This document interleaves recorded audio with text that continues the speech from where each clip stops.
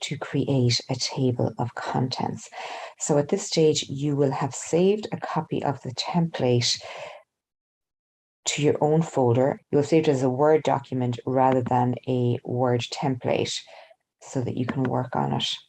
So you click Save in your document and you have inputted all your notes in the correct format. You will have created headings based on the content of your assignment. For example, the name of the person giving testimony as, for example, Marcia's testimony, : the heading for prayer used by the family, or prayer rebuking epilepsy, prayer rebuking cancer, whatever the prayer prayed by the preacher or by the person testifying is. So you give it a heading so it draws the reader's eye to it, and you will also apply the text style for prayer headings and then for prayer wordings. So you have applied your heading styles to each of your headings. For example, your scripture heading style to the scripture heading.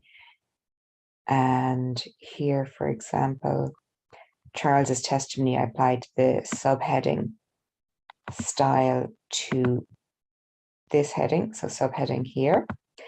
And so we go back up to a page that just says table of contents. Now, because this is a customized table of contents, we're not following headings 1, 2, and 3 in the style gallery because that throws off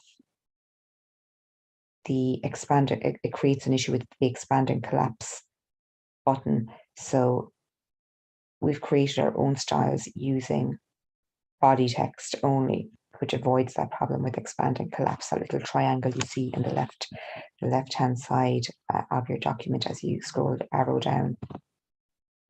So you've clicked return, then you go up to References tab, go to Table of Contents and click the small arrow pointing downwards. So we're going to customize our own table by clicking on Custom Table Contents. So click on that.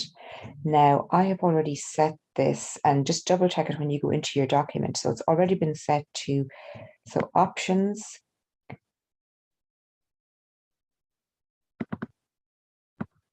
and for some reason it keeps putting the 1, 2, and 3 in heading 1, 2, and 3 here. So you delete those. You scroll down to, so number 1 in the table of contents options is JCILM topic heading. So enter number 1.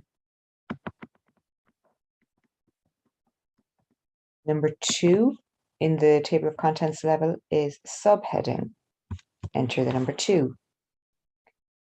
Number 3 will be scripture heading, not scripture wording now, scripture heading only, because we don't want to put in the content of the scripture as well in the index, we're just pointing to it. And number 4 will be prayer heading. So once you've put in your 1, 2, 3, and 4 in the correct fields, you click the OK button and click the OK button here as well on table of contents.